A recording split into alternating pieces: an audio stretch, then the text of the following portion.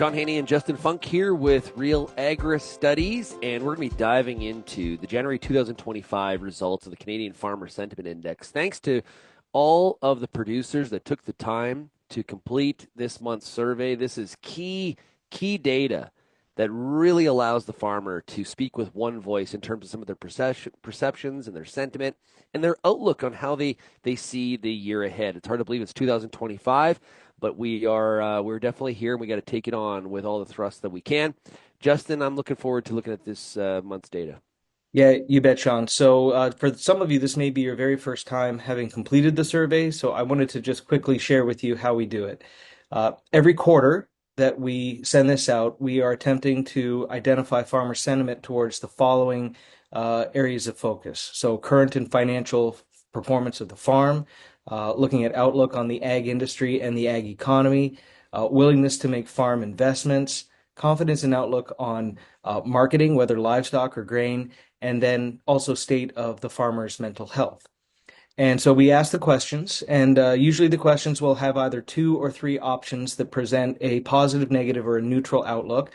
And this is a actual result from the current farm financial situation question that we asked, where the response came back as saying, well, compared to a year ago, my farm is in a better position financially. 18% of farmers said that, 46% said worse off, and 35% said about the same.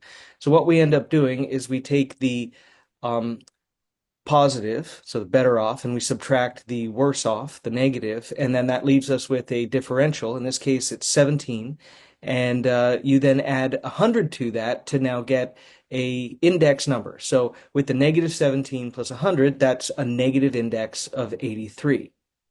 So in looking at our chart, which has now become sort of the way that we look at this, 100 becomes our neutral line.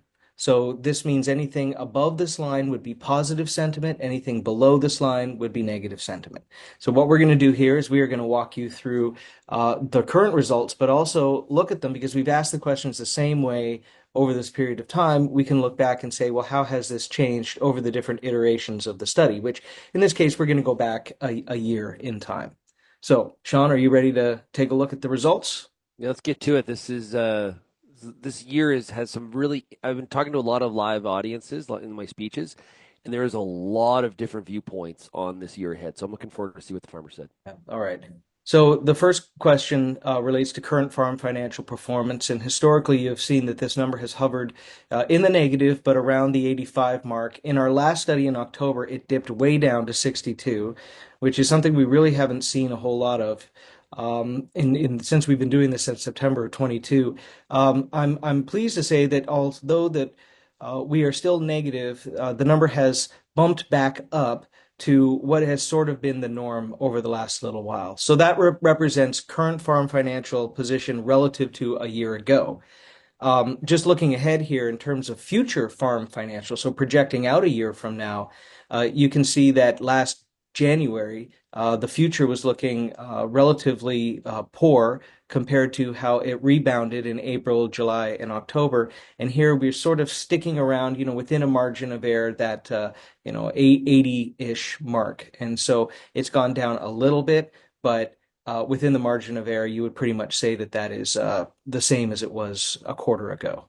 Yeah, what's kind of interesting is in the last 12 months, besides one data point in each of the categories, this is a pretty stable thing now, right? We're really kind of in the mid 80s, which is and obviously a timeline of a graph is important because if you go prior to January of 24, there's a lot bigger swings, especially in that current farm financial performance. We were over 100 for a number of months, so we've really flattened out here, and this tells the tale pretty consistently. Farmers feel the same about their current farm financial performance as they do their future farm financial performance, although it is negative. Yeah, correct. So the next set of questions now focus on how they feel about the ag economy and the ag industry. And so the question around the ag economy was set up in a way, do you feel that the ag economy is going to be better off or worse off, so good times or bad times ahead in the next 12 months? And so this one has been low pretty much, well, as long as we can really recall. And it dipped really, really low this time. This is the lowest that we have ever seen it.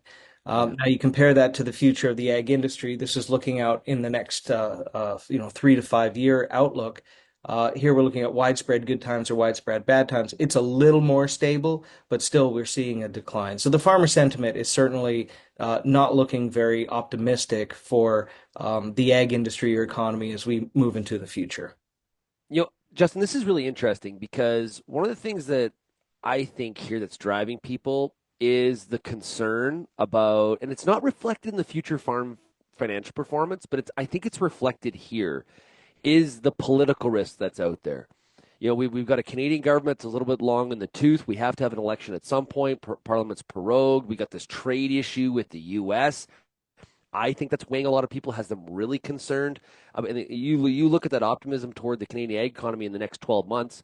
That speaks to that, right? In the short term, yeah, I think there's a lot of uncertainty out there in terms of what the landscape looks like for Canadian agriculture here in the near and long term. Yeah. And I think that sentiment is reflected in the next question, in the confidence in making farm investments, which would include things like machinery or land, or other sorts of equipment or infrastructure. We had seen over the past little while this nice increase. I mean, that's exactly the trend that you would want to see there. And I think that we related that to, every time there was a interest rate cut, that number would go up a little bit. Similar as when we first started doing this, every time there was an interest rate increase, that number started to go down. Um, Now we're seeing us sort of level out back to the mean, so to speak. And I have to think that what we've just talked about is a contributing factor to that. Yeah, I would think so, but you gotta think if current farm financial performance is that close to neutral, if we see interest rates continue to drop, which that is the expectation, somewhere between a quarter point for sure and maybe 1.25, we got a pretty wide predicted gap there. This number has to go up, right? Now, if there is sustained losses on the cropping side in 2025, then there's probably that's some downward pressure on this number. But also things have been pretty good in the livestock sector, right? We see, especially on the beef side, for sure. I'm still going to say that I think the trend here for 2025 is going to be for this number to go higher. But what has dragged it down, I'm sure, is if the first thing that comes into your mind about making investments is machinery, then you're going to feel more negative about this because we have seen a strong pull off in equipment sales for sure. Yeah. We also have to take into account when we ask these questions. So we launched this towards the later part of January, and I think that there was a lot weighing on the farmer's mind with respect to tariffs, and we're going to be Yeah. looking at that here in a moment. And so there could be just some caution being exercised here in terms of how, with the unknown as to where we're going with that. And at the time, remember, we did not know what the outcome of that was going to be, and of Yeah. course, since we've got some news, but. In any event, I think that probably is going to have a bearing on how these numbers are reflected. Yeah, let's be honest. These five sets of bars show us that in the near term and in this the 5 year outlook, farmers are concerned about their profitability, their returns, and the ag environment. And it's warranted, but we got to make sure that we focus on the things that we can control versus we can't control.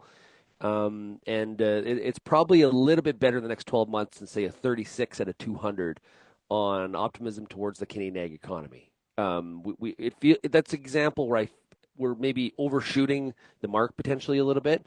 It feels a little bit more negative, especially compared to the prior month. So, that's just kind of some perspective for everybody. Um, the next set of questions focus on markets, and so we asked farmers about their confidence in marketing their crops, and you can see that this number has bounced around a little bit. It has been in the negative. It continues to stay in the negative. A minor decrease, pretty much just following the trend of up and down and up and down. So. Not a whole lot really we can glean from this one. When we take a look at the next one, the outlook on selling crops. So do farmers feel that commodity prices are going to be going up or down, and as a result, should they be holding or selling their crops? And so here you can see again huge swings in this one. Little bit of a swing, but still remaining just barely in the positive territory. So it has gone down, but not nearly by the same margin that we have been seeing the downward trend in previous studies, as you can see from the graph. Yeah, and but we're still, we're pretty neutral in which direction the markets are going, but we are at a 103, so we are positive. What I see here as you connect these is that farmers are concerned about their costs, right? They see the opportunity for the market to go higher, which is going to raise revenue, but there's obviously in an income statement there's two components to that. And on the expense side, the cost side, in the last video we did, Justin, we talked about some of the concerns that farmers had. Input prices and commodity prices are number one and number two. No surprise, weather is number three.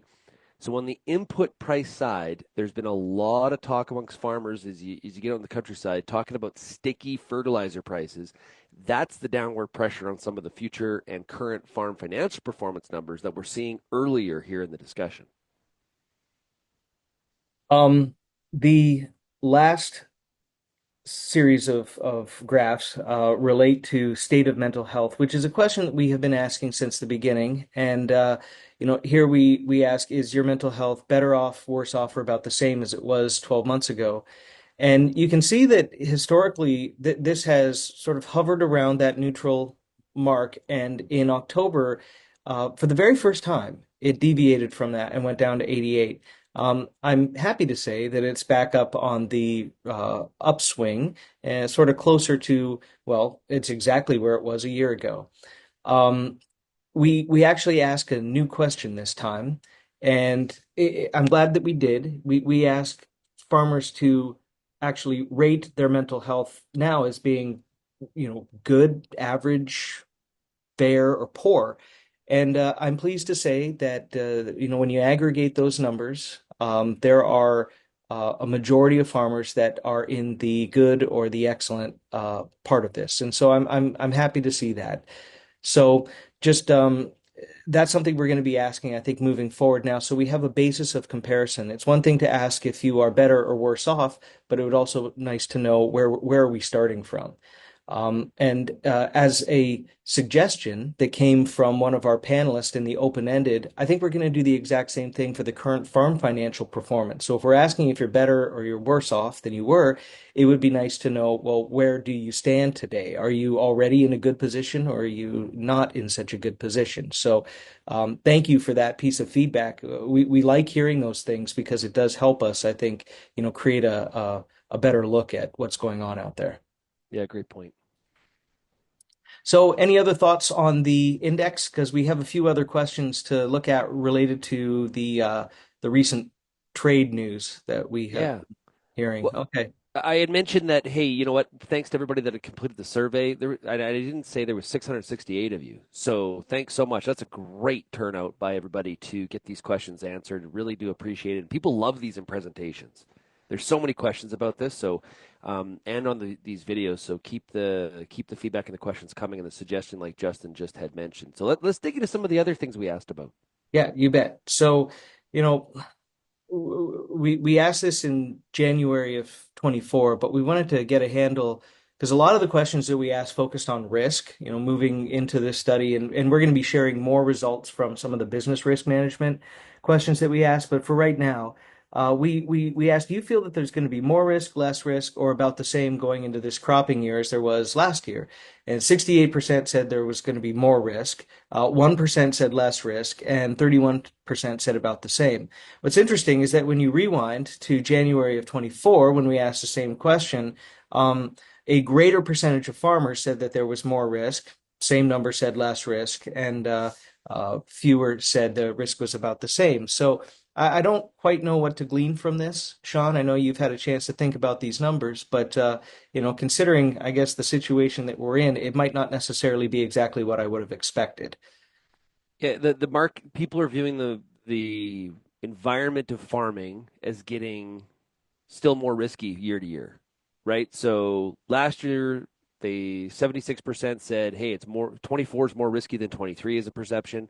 And now we're saying 25 is 68% of you are saying it's more risky than 24. So we're actually getting on the bulk more risky Yeah. year to year. Only 1% seeing a decline in risk. So that's, the changes here are more risk, and risk is about the same. Not a lot of people, 1% of the population in both years see less risk than the year prior. So that's where it's really critical. We look about the direction of the commodity markets. When we look at, I mentioned costs earlier. What are some of the things you can do from a risk management plan standpoint?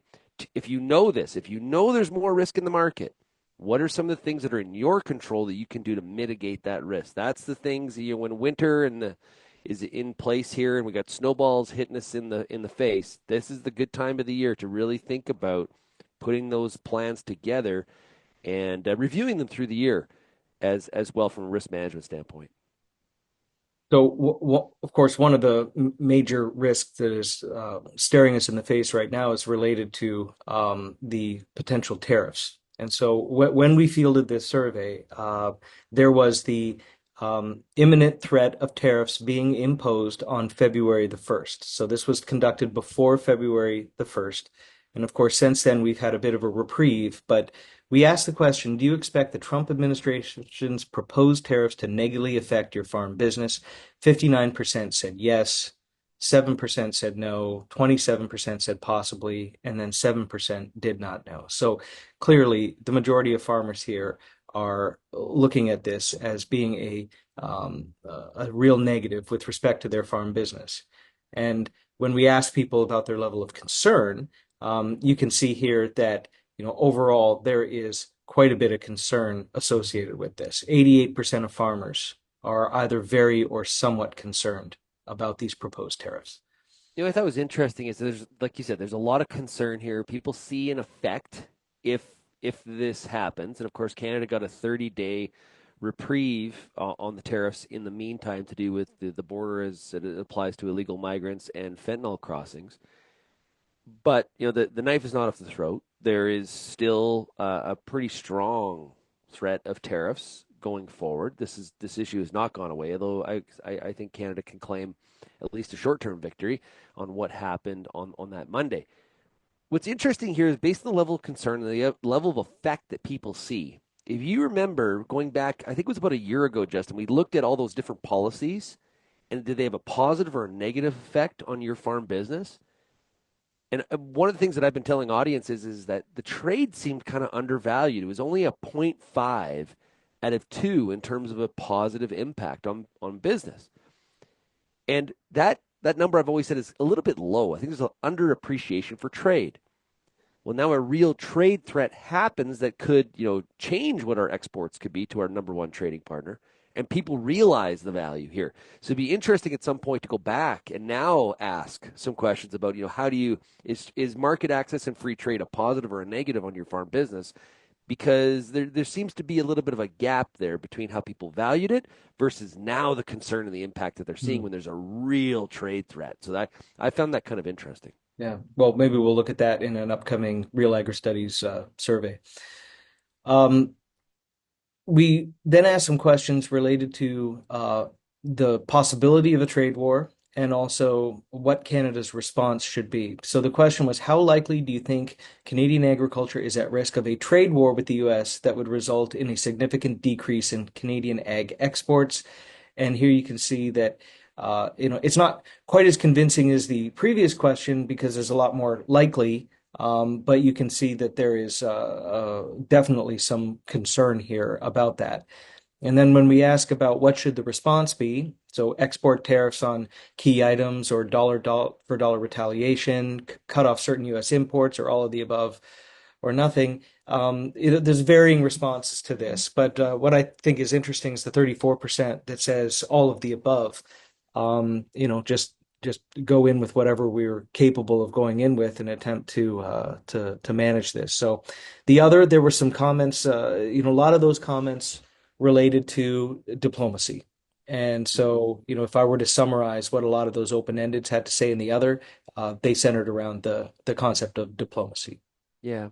And you think back to the weekend where, the February 1st was the initial tariff date, and then it got moved to February 4th. And so if you look at between the 1st and the 4th, Mexico and Canada handled the situation a little bit differently. Canada came out strongly saying, we're going to tariff $122 billion of U.S. goods. And here's the first list, the first 21 billion, and there'll be two tranches of that. Mexico did something a little bit different, a little bit more of the diplomatic. We need to set up a committee. We need to look at this.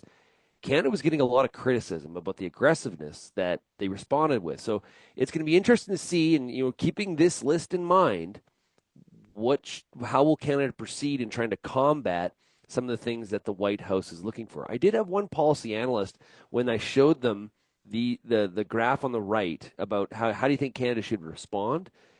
They were very happy that all of the above, this idea that everything needs to be on the table in terms of some of the different strategies, and people weren't thinking real single-minded in terms of we can only do this. We have to really have a broad idea or lots of ideas on the table in terms of the best way to handle some of the stuff the White House is talking about. So that is our look at the January of 2025 Canadian Farmer Sentiment Index. A huge thank you to the 668 farmers who participated in this. The survey took, on average, I can sort of see the metrics there, around 8 minutes. So it's exactly what we had thought it would be, and we're very thankful for those 8 minutes. And if you spent more time on it, we certainly appreciate whatever time that you have been able to invest in sharing your thoughts with us. So be on the lookout for more. It's really important, as you can see, that we get, the true sentiment of Canadian farmers here and not just rely on assumptions. There's way too much at stake. Absolutely. Yeah, we cannot. This is not the time for assumptions. This is the time for real data. And like you said, really appreciate everybody filling it out. And check out realagriculture.com and realagristudies.com because we got a whole bunch of more data coming out of the January survey. We're going to be putting out from a content perspective. So please continue to check that out. And if you do have questions or comments for Justin and I, please reach out in the comment section of this video or send us an email as well.